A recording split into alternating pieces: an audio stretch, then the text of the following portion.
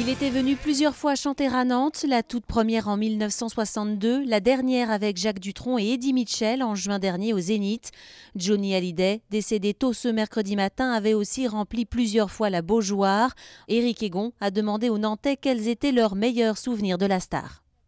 C'est un icône, c'est une personnalité comme on en rencontre peu. Pour nous, je sais pas, en France, c'est la mort du général de Gaulle, quoi. C'est la même chose, c'est des gens comme ça qui passent une fois et qui marquent par leur attitude, par leur aura, et c'est comme ça. On a tous en nous quelque chose de Johnny Hallyday et il nous a tous donné un jour l'envie d'avoir envie. Voilà, ça c'est Johnny Hallyday. Je pense que les Français aujourd'hui, c'est vrai qu'une grosse perte et puis sûrement que il y en a, je pense qu'aujourd'hui, beaucoup vont se remémorer un peu ce que Johnny était. Et puis, voilà, toutes ces chansons, je pense qu'elles vont repasser en boucle peut-être aujourd'hui. C'est toute notre jeunesse.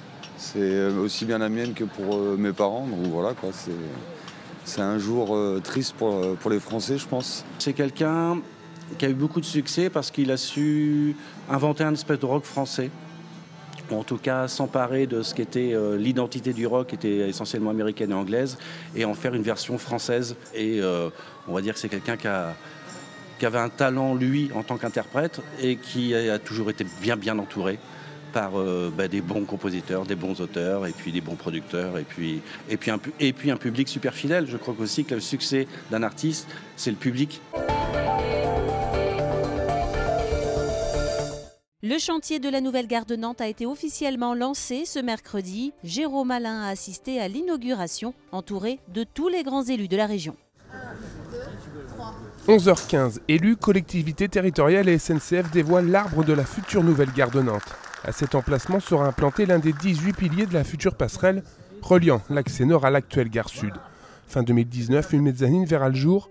Mensuration, 18 mètres de haut, 160 mètres de long pour 25 mètres de large.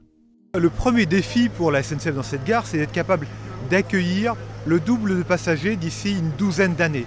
On doit passer de 12 à 25 millions de passagers par an d'ici 2030. C'est un défi colossal pour être capable d'accompagner le développement de la ville en fait. Agrandir la gare, c'est contribuer au développement de la ville de Nantes. Un projet à 53 millions d'euros pris en charge à plus de 50% par la région, à près de 30% par SNCF Gare et Connexions, le reste étant financé à quasi part égale par l'État, Nantes Métropole, le département et le FEDER, le Fonds européen de développement économique et régional. Aujourd'hui, 80 000 trains TER transitent par la gare de Nantes, représentant 50% des voyageurs. Aujourd'hui, cette gare, c'est plus de 70% des trains TER qui passent par Nantes, donc c'est plus de flexibilité et plus de facilité pour les usagers. Vous savez que c'est une priorité pour la région Pays de la Loire d'apporter un service maximum pour les utilisateurs du TER. La livraison de la gare dessinée par l'architecte Rudy Ricciotti est prévue pour avril 2020. À terme, une extension du jardin des plantes, la plantation d'une centaine d'arbres par vie nord et une promenade reliant gare, tramway et jardin des plantes.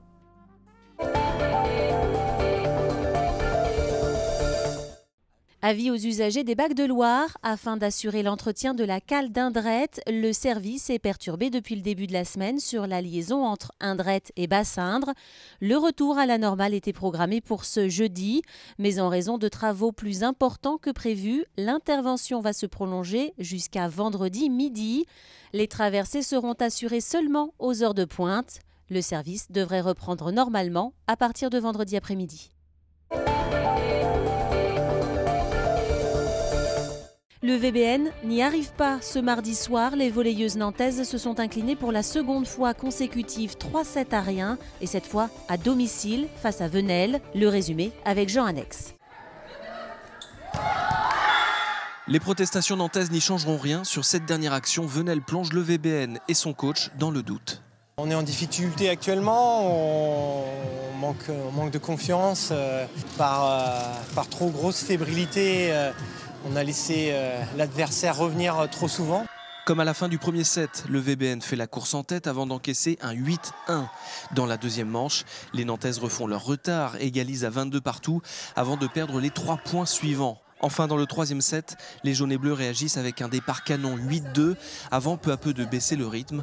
Venelle et sans pitié s'impose 3-7-1. Après Évreux, c'est donc une nouvelle défaite sèche pour les joueuses de Sylvain Quinquis.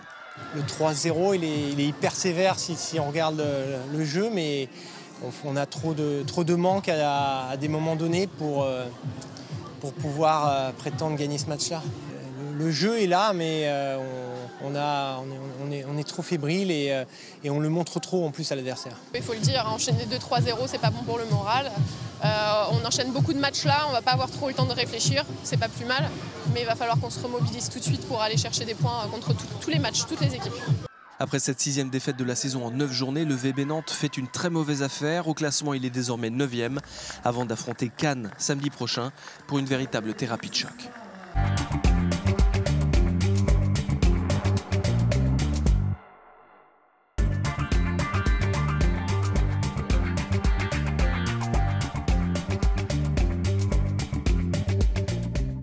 Il se prépare beaucoup de choses au château. On aura un mois de Noël très chargé, très beau, avec évidemment une nocturne pour les enfants, mais surtout 2 œuvres sur site. Un très beau calendrier de l'Avent réalisé par Delphine Naute qui va nous amener dans une poésie. On va redécouvrir le Moyen-Âge d'une certaine façon, l'histoire de Nantes, l'histoire de la famille de Bretagne, l'histoire du château. C'est très très joli. Et puis surtout une œuvre contemporaine extrêmement originale qui vient se confronter au monument, qui vient nous apporter autre chose, une autre lecture, dans cette salle assez spectaculaire qui est la grande salle que nous appelons la salle numéro 5. On a proposé à Joël Le Guilherme de venir encombrer d'une certaine façon d'une œuvre monumentale et qui va déployer toute sa poésie. Notre programme est vraiment conçu pour tout le monde, les familles, les enfants, les adultes, les visiteurs individuels, tout le monde va y trouver quelque chose tellement l'offre est riche et variée.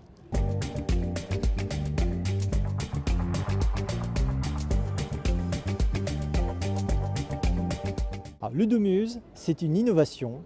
Ce sont 2 visio-guides qui se parlent entre eux et qui vont permettre au public de jouer ensemble dans le musée.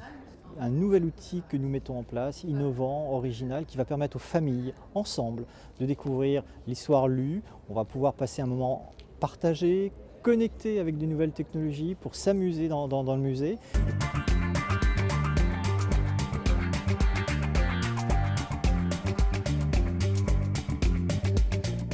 Alors pour le calendrier de l'Avent de Noël 2017, j'ai inventé l'histoire d'Isabeau, le jardin des songes. Alors Isabeau, c'est un personnage qui a réellement existé, qui est la petite sœur d'Anne de Bretagne, mais dont personne ne parle parce que sa vie fut très courte, elle n'a vécu que 12 ans. Et donc c'était le terrain propice pour que je puisse inventer une histoire complètement imaginée sur ce personnage. Donc chaque jour, donc du 1er décembre jusqu'au 24, une image est dévoilée dans la cour du château le matin et avec un petit texte qui raconte donc l'histoire de cette Isabeau. Donc on apprend sa naissance et au fur et à mesure, elle grandit et il va lui arriver quelque chose un peu extraordinaire. Comme tout conte, il y a toujours une rencontre décisive qui fait que le personnage grandit en fait. D'abord, je voulais montrer au public une histoire poétique qui est beaucoup inspirée par les grandes heures d'Anne de Bretagne pour le répertoire floral et botanique. Et puis, sans être trop didactique ou moralisateur, parler justement de la différence et de cette acceptation de la différence.